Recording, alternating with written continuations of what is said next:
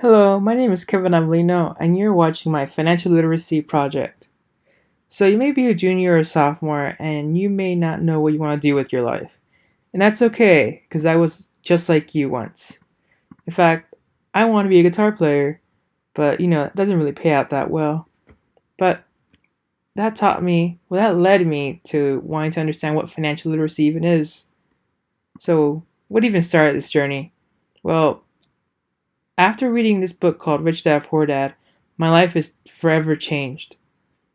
I was able to understand how money really works, like the difference between a liability and an asset, how to read financial statements, understanding that investments are assets and assets produce cash flow.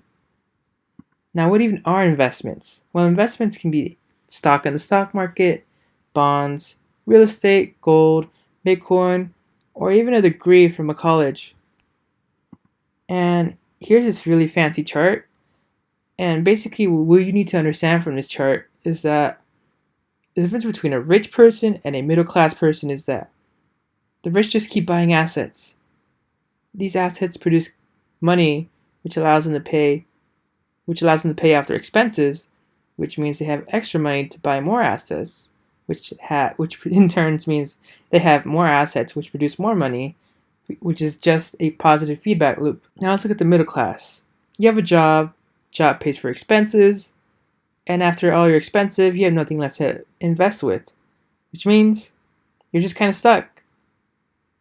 And that's really the main difference. But what did I even learn from this book? Well, essentially, I just learned, what am I waiting for? I should just start investing right now. So that's what I did.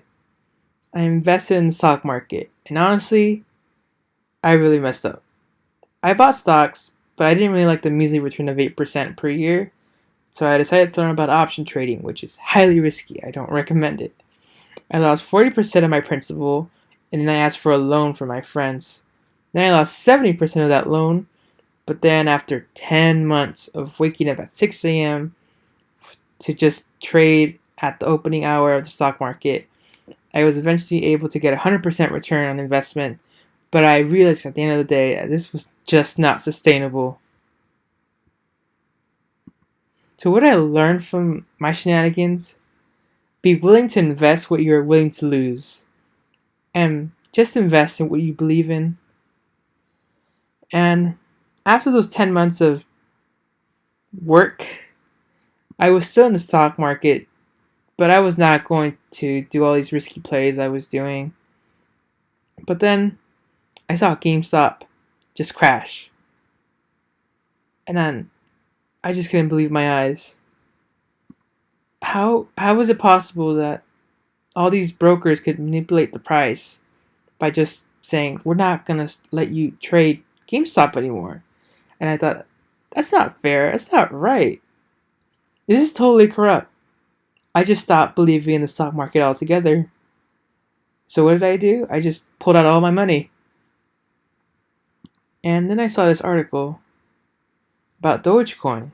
And I was like, well, I only know about cryptocurrencies that's decentralized, which means you're not going to get the same thing that you got with GameStop. So I said, oh, okay, whatever. We'll put $2,000 in there.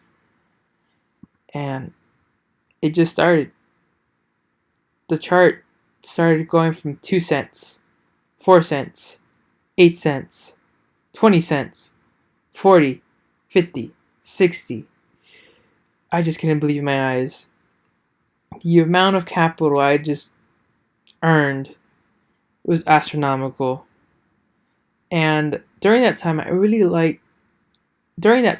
learning about Edward Snowden and his contribution to society.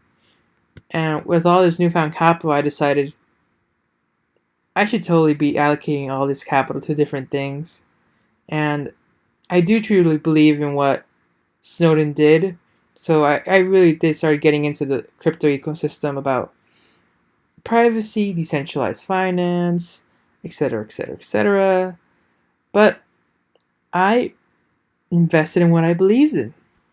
I just kept investing into cryptocurrencies after the stock market fiasco that just lost my trust. So what happened after that? Well, after I dedicated my life to just cryptocurrencies after that, Um, I just started buying more assets, just like the book told me to. Well, what has that resulted in? Well, basically, now I own a van life company in Yucatan, Mexico, and I rent vans now for hundreds of dollars, well, $100 per night to people. And I also bought crypto miners, which you may not understand. Basically, they're machines that make me money.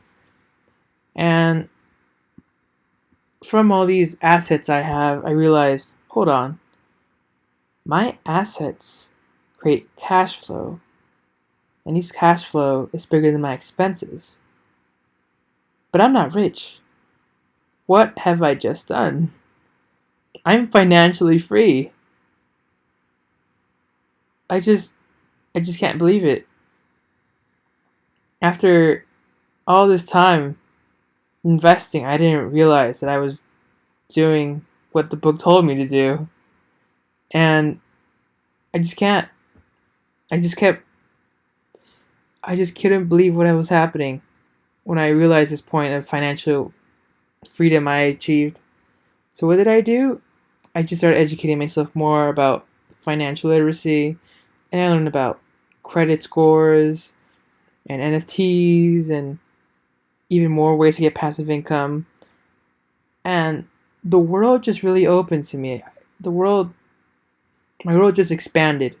That I didn't need to go and have a salary. I could just keep buying more assets and produce more income, which in turn makes me more free, which so far has really worked out for me.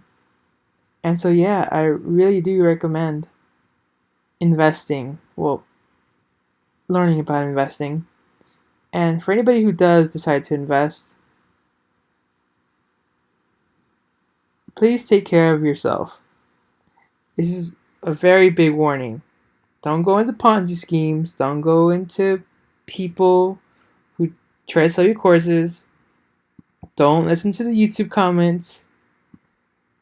This is just, you're going to lose money in the stock market or in any market investing. And when you're down, don't let these schemes get to you.